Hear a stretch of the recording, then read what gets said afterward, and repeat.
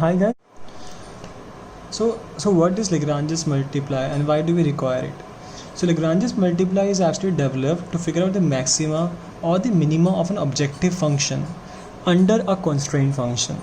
So for example, if I take an objective function like fxy equal to 2x plus y, and we need to find the maxima or the minima of this particular function provided the constraint g of x equal to x square plus y square is equal to 1. Okay, so how can we do that? Now let's try to understand this problem graphically. Let's take an axis. Now how this particular constraint will actually look like. So if you see, the constraint is actually a kind of a circle. Okay, so consider we take a circle. So this is actually x square plus y square is equal to 1, where this point being with a 1 point. And now consider the function 2x plus y. So 2x plus y is kind of a straight line. So 2x plus y would be like this. Okay, so we need to find the maxima and the minima of this particular function given the constraint this particular circle. So what will be kind of maxima and what will be kind of minima? So if you see the point, so this point will be actually a maxima of the function fxy, and this point will be a minima. Clear? Now let's try to understand algebraically. So first step is that we need to find the partial derivative of our function fxy with respect to first x and then with respect to y. So let's see what was the answer for this. So if we try to find the partial derivative of 2x plus y with respect to x, our answer will be 2, and for the y it will be 1. Now similarly, as we find the partial derivative of the function f with respect to x and y, now we will be trying to find the partial derivative of gx with respect to x and y.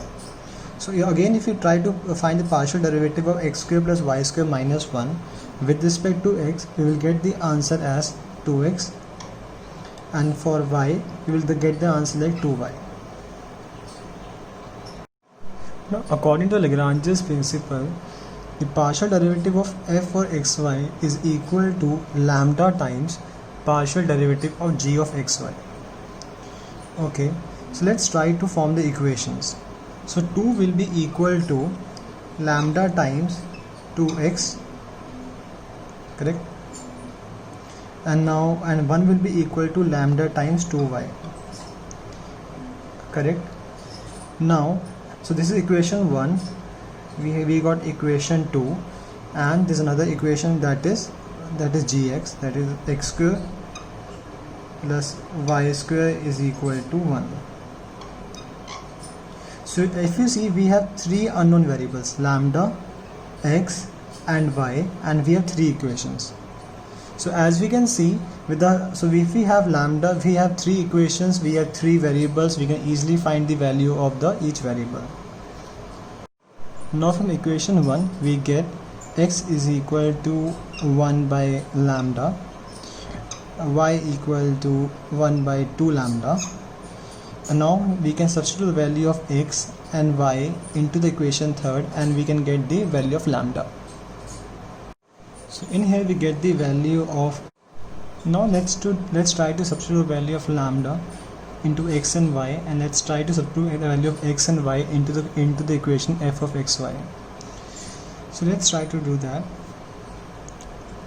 So for lambda is equal to positive under root 5 by 4, so f of 2 by under root 5 comma 1 by under root of 5 will be equal to